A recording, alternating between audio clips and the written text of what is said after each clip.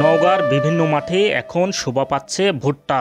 কোথাও পরিপক্ক ভুট্টা ওঠানোর কাজে ব্যস্ত কৃষক, আবার কোথাও দেরিতে রোপণ করায় চলছে সেচ ও পরিচর্যার কাজ। উৎপাদন খরচ ও পরিশ্রম কম, ফলন বেশি এবং দাম ভালো পাওয়ায় কৃষকদের মধ্যে আগ্রহ বেড়েছে ভুট্টা চাষে।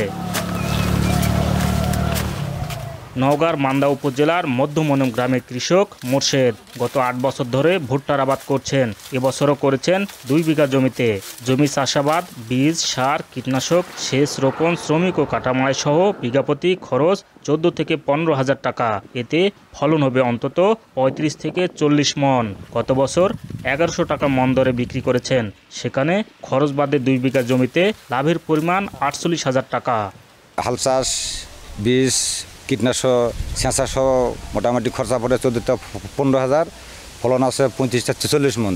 গতবার বেয়েছিলাম এই ১১০০ টাকা মন, এবার এখন উঠে না, এবার বাজারে যাচ্ছে ১২০০ টাকা মন।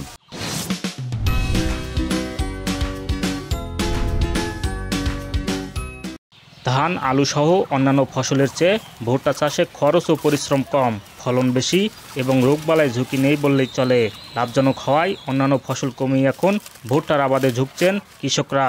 এবছরও ভুট্টার বাম্পার ফলনের আশা করছেন কৃষকরা।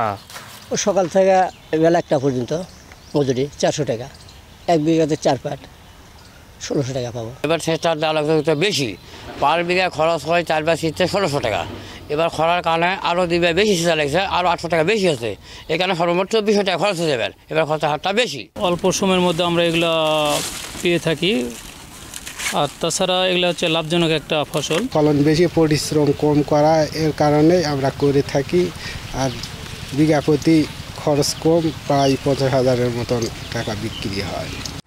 কৃষি বিভাগ জানায়, ভুট্টা মাঝারি ও উঁচু জমিতে চাষাবাদ হয়ে থাকে। কৃষকরা উন্নত জাতের মিরাক্কেল, তাজমেরি, সানশাইন ও সুপারশাইন জাতের ভুট্টার আবাদ করেছে।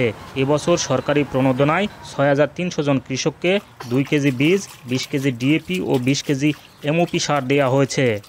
রবি মৌসুমে প্রায় ৮,০০০ হেক্টর জমিতে ভুট্টা চাষ হয়ে থাকে।